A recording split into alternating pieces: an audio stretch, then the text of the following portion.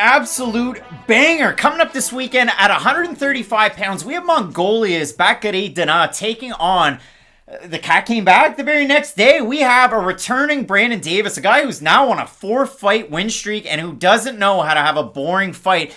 And I can't wait for this one, because when you talk about styles making fights, you look at it when Danaa Batgerel made his UFC debut. He took on Lee.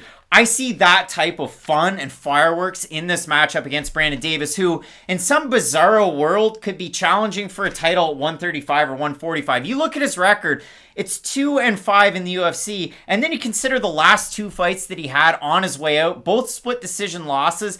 And it's insane that the very last one was to Giga Chikadze. And you know how good that guy is. So it just goes to show you, Davis didn't have anything but premier marquee fights. I was there live in attendance for his UFC debut against Kyle Bochniak. That was a fun one, UFC 220. But I write it down. I mean, yeah, did he get Sulev stretched by Zabit Magomedsharipov? Yeah. A little part of me feels like that would feel amazing until it doesn't. Yeah, you never know. I mean, ask, Aljamain Sterling did it on the same night, kind of stole the thunder. But I absolutely love both these guys' games. You've got Batgerel that trains out of Jackson Wink MMA. You've got Brandon Davis that's worked the boxing with a couple of different guys, working at ATT D'Iberville with guys like Jason Knight. So there's all sorts of fun. I know you're really looking forward to this fight. What exactly are you looking forward to? So if this fight was a Venn diagram, there'd be a lot in the middle. You know, like these guys have a lot of crossover with their skills, and that's why I think it's going to be such a fun fight, because if you just want sort of the surface value knowledge of it, it's okay. We have one striker with great cardio, great forward pressure, against another striker with great power, can strike moving backwards and forwards. But then when you dive even just a little bit deeper into it, yes, they're both strikers, but the way they implement their strikes are very different. Brandon Davis does like to use, it's forward pressure, but it's intelligent forward pressure. He's not somebody like, I guess, a former opponent of his, Kyle Bochniak, who will almost just recklessly rush forward to where, yes, it pays off and it will result in some crazy fights and he'll land some big shots, but he'll also eat some big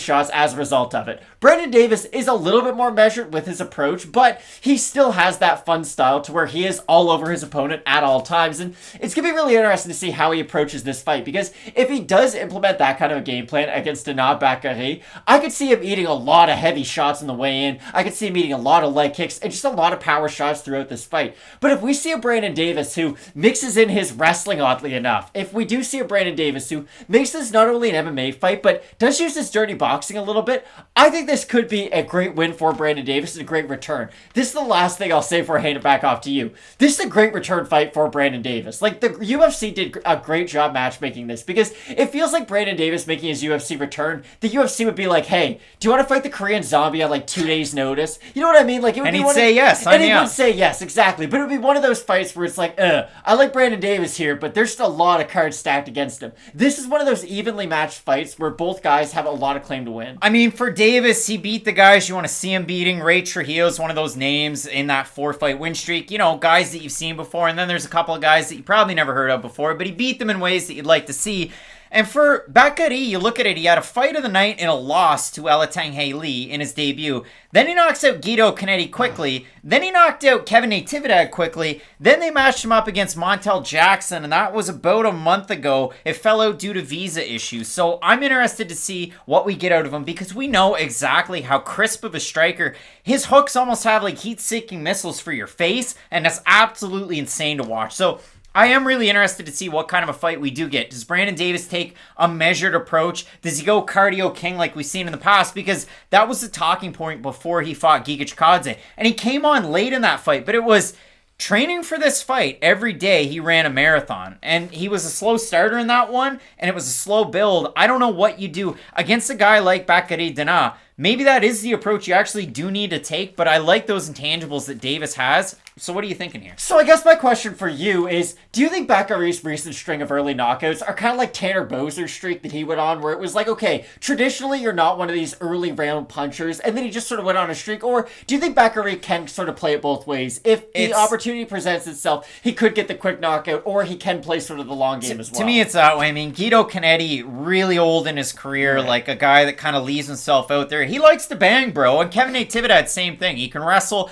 But the trouble for Kevin is he just comes in on a center line, throws defense out the window, and got knocked out in that one. So Not to diminish anything from him, but I really do. I like Danaa Batgerel's total game. Same thing can be said for Brandon Davis, and it sounds a little sketchy. A guy that left the UFC at 10-8, went 2-5 in the promotion, but he is a fun fighter to watch, and he has a game plan that, listen, more times than not, it works. I agree 100%. I think this fight's going to be phenomenal, but I think Danaa Batgerel is going to win this fight. I do think that if he can just meet Brandon Davis's forward pressure with some strikes, similar to what we saw Prime Darren Till do. Prime Darren Till wasn't a guy who would go out there and get the fight from you. He would wait. He would feint. He would dance around on the outside. But once you did decide and commit to move forward, he would meet you with an elbow. He'd meet you with a straight shot. He would punish you for that forward pressure. And I think if Danaa Batgerel can have a similar game plan, which he has shown in the past, it'll pay off a lot against Brandon Davis, who does like to use a lot of forward pressure. And I think that was the key, and that's what you had brought up. Kevin Tividad likes to go in on a straight line, and Brandon Davis does have a very similar way of his entries. He's not somebody who uses his footwork to set up his punches, whereas he just uses a heavy level of volume to set up his punches, and I think that's going to end up getting him caught. Davis in this one, open a plus 250 underdog. Biggest mover and shaker so far this week. He's a plus 159 on best fight odds for Batgerel Danaa.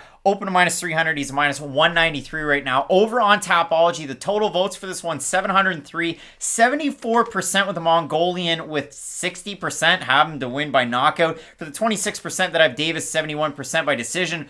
I like you, small minority, in this fight. I really do think Brandon Davis is going to be able to win out. He's got length, he's got reach in his back pocket, something that Batgerel's latest opponents haven't had in their fights. And I do like his durability. I also like the fact that he can last in his fights. So for me, I like the activity out of Brandon Davis in this one. I think that's what's going to win out for him in this fight. And if he fights a similar fight to an Alateng Lee, which is easier said than done, seeing as this one's on relatively short notice, but I do like him in this one for those reasons. I think this fight's going to be phenomenal, but I do still have Danaa Batgerel. I think if he can, again, land those damaging shots early and just start mounting that damage up in the first and second round, because that's the thing about Brandon Davis. It's hard to get him out of there just with a single shot. You really do have to mix in your volume along with the power shots to really just sort of mount enough offense on the feet to hurt him, but I do like Batgerel in this fight. Split on the pick. Matt's got the Mongolian, Batgerel Danaa. I'm going with a returning Brandon Davis. You let us know down below in the comments section who you have in this fight.